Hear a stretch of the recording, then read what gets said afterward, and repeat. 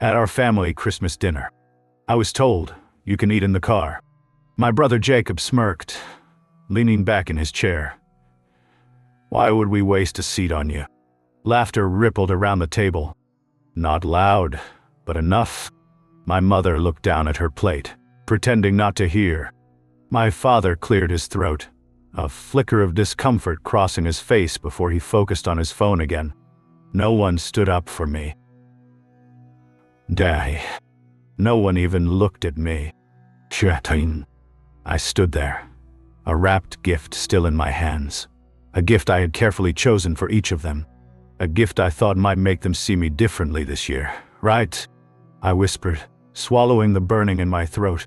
I looked around the table, every chair filled.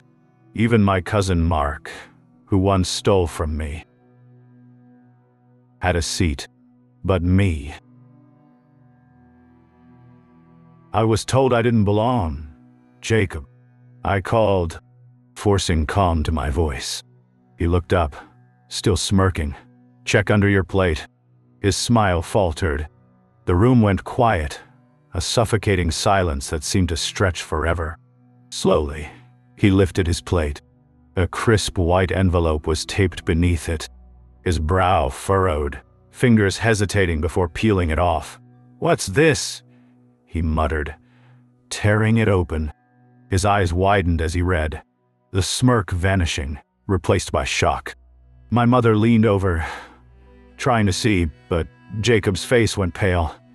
"You can explain that to everyone," I said, turning on my heel. "Merry Christmas." I walked out, the sound of their startled voices following me. As I shut the car door behind me. My phone buzzed.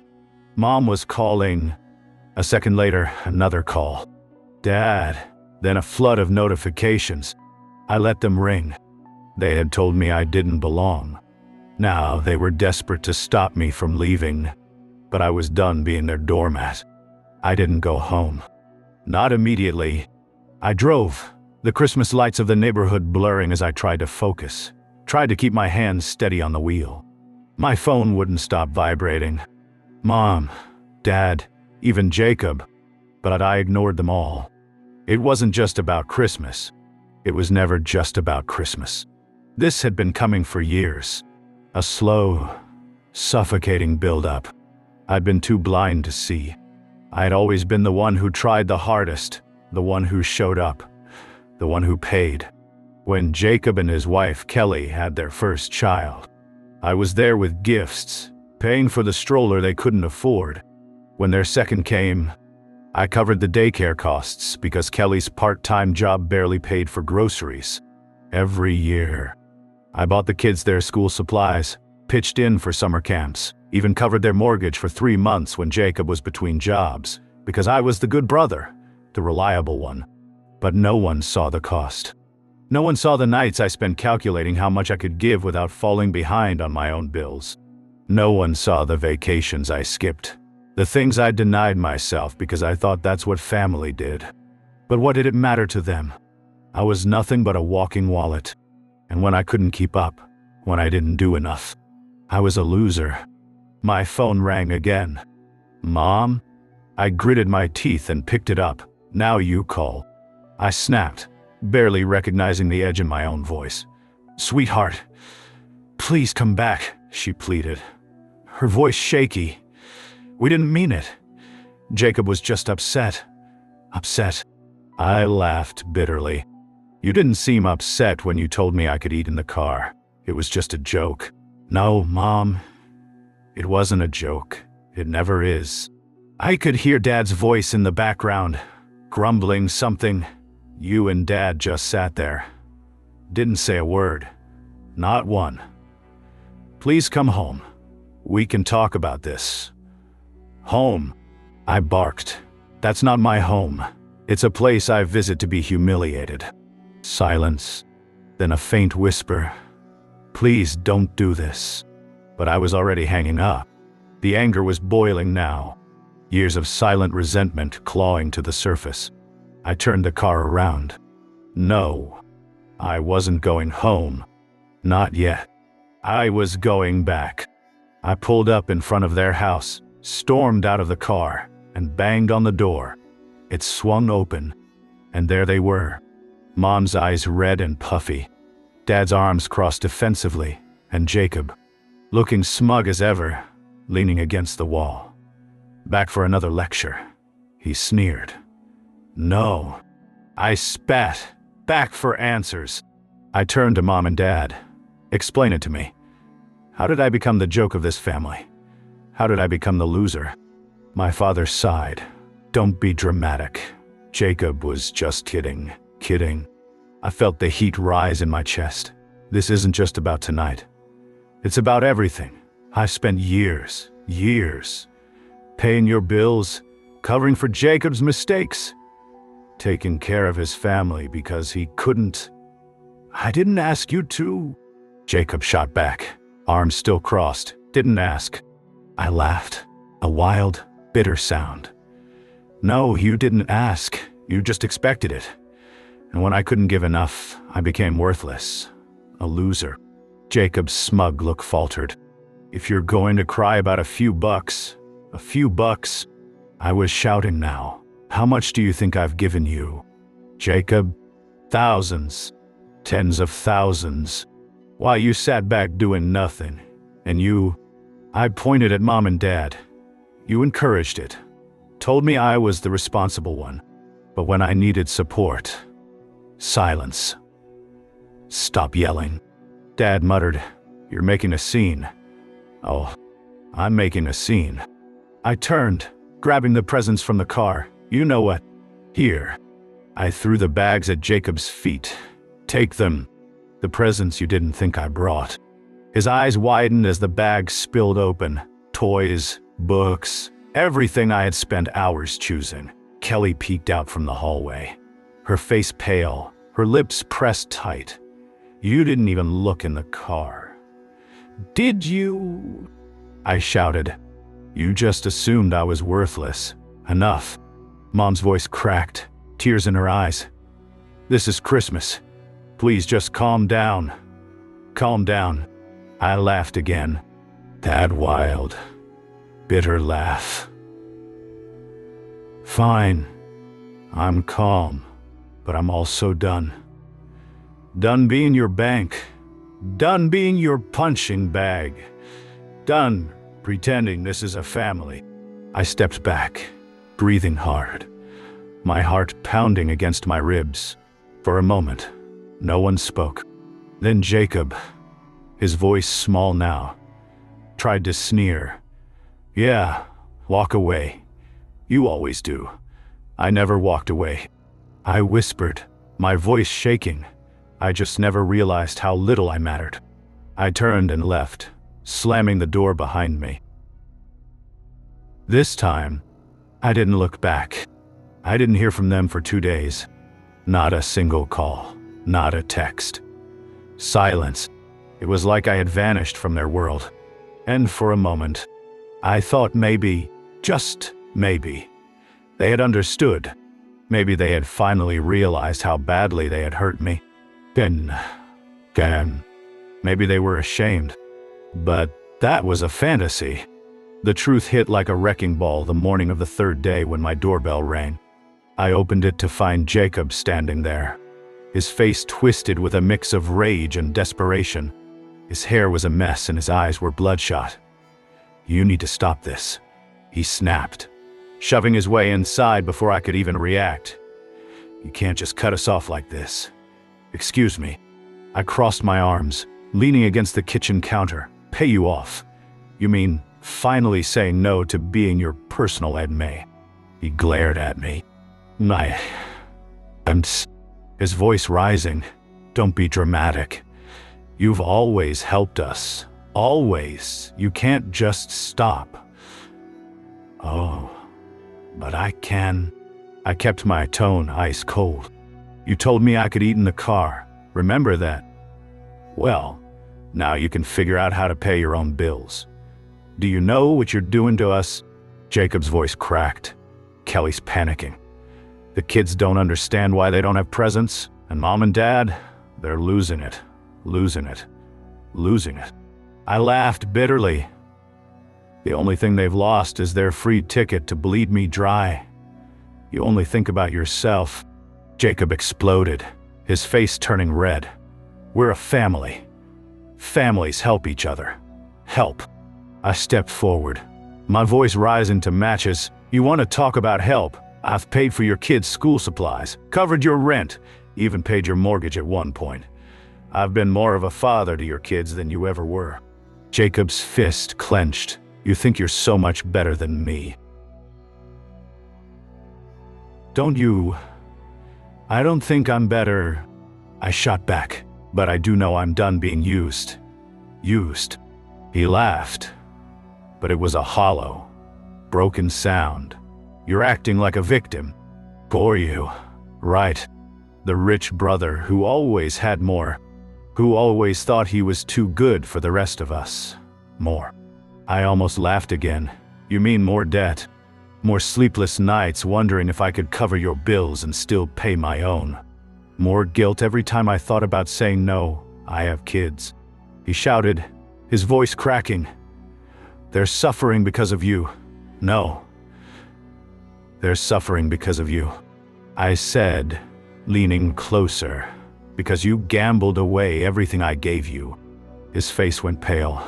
What are you talking about? Oh, you really thought I wouldn't find out? I smirked, but there was no joy in it. Did you think Kelly wouldn't get suspicious, or that she wouldn't find the bank statements? The secret account you used to hide money? Jacob's eyes widened. What are you talking about? Stop pretending. I snapped, pulling out my phone. I had the screenshots saved, the copies Kelly's lawyer had shown me. Gambling sites, expensive restaurants, hotel stays. All while I thought I was helping you feed your kids. You don't know what you're talking about. His voice was desperate now, his hands shaking, really. I shoved the phone in his face, then explained this. Thousands of dollars. My money. Gone. And Kelly, she's done. She's already talking to a lawyer. Jacob's jaw clenched. His eyes darted around the room, looking for a way out. You did this. You turned her against me. No. I whispered, feeling the weight of years of frustration pressing down on me. God, you did this. You destroyed your family. You used me. And now you're facing the consequences. For a moment, he just stood there, breathing heavily, his face pale. And then something snapped. He lunged forward, grabbing my shirt. You think you can just walk away? He screamed, spittle flying. You think you're done. You owe me. We're family. Family means you don't get to just walk away. I shoved him off, his grip breaking as he stumbled backward. Family. You don't get to preach about family. Family doesn't steal. Family doesn't lie. Family doesn't use you and then call you a loser when you can't give enough. Get out, I said, my voice calm. Deadly. Get out of my house. I'll tell Mom and Dad, he sneered, his voice shaking. They'll know you ruined everything. You'll be the outcast, not me. I laughed, a cold, bitter sound. Oh, you really think they're on your side? Go ahead, tell them. But when Kelly's lawyer calls them to testify, when the truth comes out, you'll be the one who destroyed this family. He stared at me. What? Frozen, and for the first time in my life, I saw fear in his eyes. Last chance, Jacob, I said, stepping aside and pointing to the door. Get out, and don't ever come back. His lips trembled, but he turned, storming out, slamming the door behind him so hard the wall shook. For a moment, I stood there, breathing hard, the adrenaline pulsing through my veins. And then, quiet, a heavy, crushing quiet that settled over the room. My phone buzzed again. A message from Kelly. Thank you. I didn't know how to face him alone. I stared at the screen, a strange mix of relief and sadness twisting in my chest. I had lost my brother, but maybe I never really had him. The weight I had carried for years was gone. But now, in the cold silence of my empty house, I wondered if I had made a mistake. But no, this was their choice, their betrayal. I had only done what I should have done years ago. I was done saving them. I didn't answer their calls. Not Mom's tearful voicemails, not Dad's gruff demands, and definitely not Jacob's furious texts. For the first time in years, I didn't owe them anything. Not my time, not my money, not even an explanation. But on the fourth day of silence, the pounding on my front door shattered the peace. I didn't have to look through the peephole. I knew who it was. Jacob's voice was muffled but furious. "Open the door, you coward." I opened it, leaning casually against the frame. "Make it quick. I'm busy." His face twisted with rage, and he shoved his way inside, his fists clenched. "You think you can just walk away, huh? Leave us all hanging because you're having a tantrum?" "No," I said, shutting the door behind him. "I didn't walk away. I took back everything you stole from me." "Stole?" He laughed, but there was no humor in it. "You think I stole from you? You gave that money, over and over. You love being the hero. I loved my family." I corrected, "But you're not family. You've taken advantage of me for too long."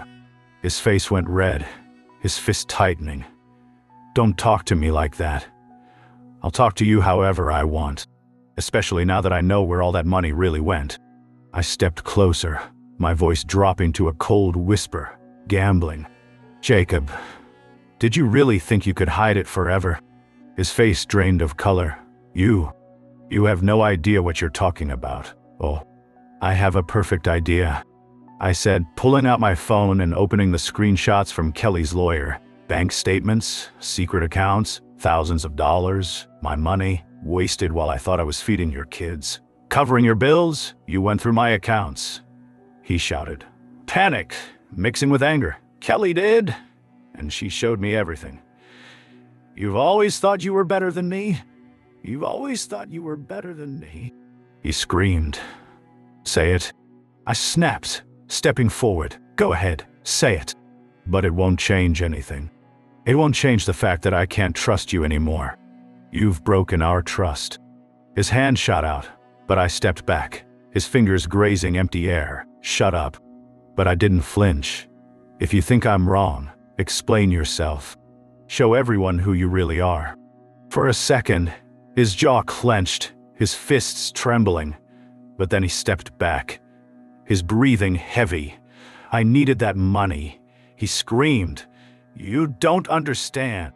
The bills, the stress." "Kelly? Kelly?" I laughed bitterly. "She's divorcing you. She knows everything. You destroyed your family just like you tried to destroy mine." His eyes widened, his breathing frantic. No, she wouldn't. She already has." I stepped closer, my voice ice cold. "And here's the best part. I'm done. But I'm not just walking away. I'm taking back every penny I gave you." "What? You heard me." "Oh." I pulled a thick folder from the table and tossed it onto the couch. A full list of everything I ever paid for you. Your rent, your groceries, your kids' school fees, even the money for your mortgage. All of it. I have the receipts, and my lawyer agrees. I have grounds to sue you for fraud. "You're bluffing," he shouted. But there was a crack in his voice, a tremor of fear. "Am I?" I pulled out another sheet, a formal letter already signed. "Consider this an ultimatum. You pay back every cent I gave you. $42,500, or I take you to court. And believe me, with Kelly's testimony, you'll lose." His knees seemed to buckle, his face pale as ash. "You can't. I don't have that money. Sell your car. Sell your furniture. Sell your stubborn pride. I don't care. You've got 2 weeks. I'll tell Mom and Dad." He shrieked, desperation twisting his face. "Do it." I shrugged. They can pay for you if they want, but I'm not their bank anymore either." He stood there, trembling, his breath coming in ragged gasps. "You can't do this.